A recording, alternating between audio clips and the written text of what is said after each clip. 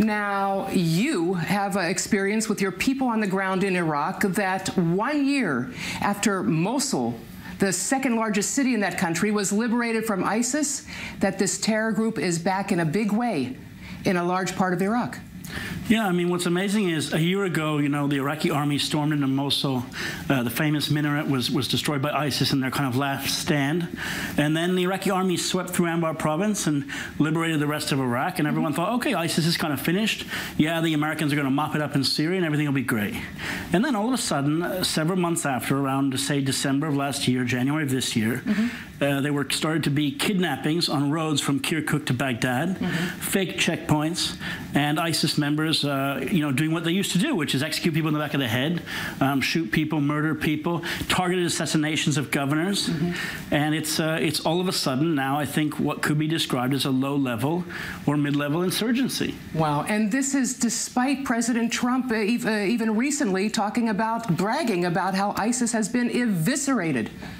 Yeah, I mean, it's really amazing. I mean, at the end of the day, what we know is that ISIS, of course, survived for many years underground after 2006 in the surge. So Iraq has a long history, of course, of Sunni jihadist insurgency. Right. But I think what's truly amazing is so soon after the Iraqi government claiming this great victory, and the Americans having pumped, you know, hundreds of millions or billions of dollars. Billions. And, you know, dozens of M1 Abrams tanks and retrain the Iraqi Air Force. And all of a sudden, the Iraqis don't seem to be able to even control a major highway from Mosul to Baghdad or Kirkuk to Baghdad without that road being interdicted from time to time.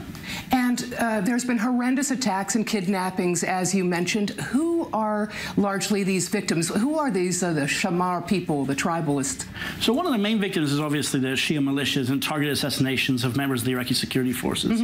But they've also been attacking local civilians, and the new interview that we did with this Shamar tribe, or Karim Botana did in Iraq, that we've been highlighting, is that he spoke to a sheikh of a large tribe, a tribe that exists in Syria and Iraq, Saudi Arabia and Jordan, a huge tribe. And we see the pictures behind you in the background, and this was an exclusive interview, I understand, with Mr. Al-Hassan, the tribal leader.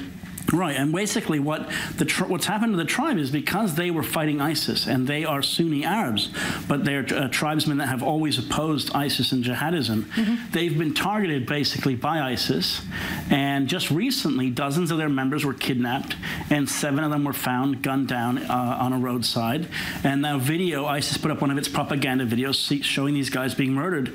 And what's fascinating is that the tribe has now come forward and say, you know what, the government needs to give us more weapons, and the government needs to send troops here, and the government needs to secure this. And of course, for the Iraqi government, that's not what the Iraqi government wants anyone to hear. They want to hear good stories about the Iraqi security stabilization efforts, and you know, and this tribal leader that your person on the ground interviewed, he was practically begging for assistance from the Iraqi government. He said he has spoken personally with the Iraqi chief of staff. He doesn't know why all the forces are focused on the border with Syria. He says he needs two preferably, but at least 1 brigade to help them help themselves and prevent the re-emergence of ISIS openly. Right. I mean, I think the real story here is you have a Sunni Arab tribe, which is exactly the people that the previous, if you remember, in the years of the surge during the Bush and Obama years, these are the people that the Americans were working with. These are the people that are a key to the security of Iraq. And why isn't the central government, which, as we know, I think is dominated by pro-Iranian voices after the recent elections, you know, why isn't the central government doing more? And I think it's quite clear that if the central government doesn't do more, and if these tribesmen are allowed to continue being victims, or if part of this Salahuddin province kind of sinks into chaos, what we'll see is exactly the same weird conditions that allowed ISIS to emerge in the first place. And that could take years, but it could also be starting again right now. Now, this tribal leader also suggested, he didn't actually accuse, but he suggested that there might be ulterior motives for the government's refusal to answer his request for basic assistance. He was pointing to Iran. Right? Right. I think not only is he pointing to Iran, but I mean, there's really clear questions here. The ISIS members that you see on the videos are carrying M16s. The ISIS members have body armor. They have tactical vests. ISIS knows how to fight, of course. They've been doing this for years. Why is it that these Sunni tribesmen don't have any weapons? Why is it that they share one Kalashnikov for several men? To three guys, right. To one Kalash. So how is that possible? Where is the funding? I mean, where is the support for these guys to have a militia when you have lots of Shiite militias who are represented in parliament and are running for parliament? I mean, isn't this an obvious place to put resources? And it seems to be, and I think you're right, he's referencing the fact that there's perhaps a hidden Iranian shadow, and the fact is that Iran is spending a lot of time working with Iraq, and Iran has a different agenda, and Iran's agenda is not arming a large Sunni Arab tribe. Seth Frantzman, thank you so much.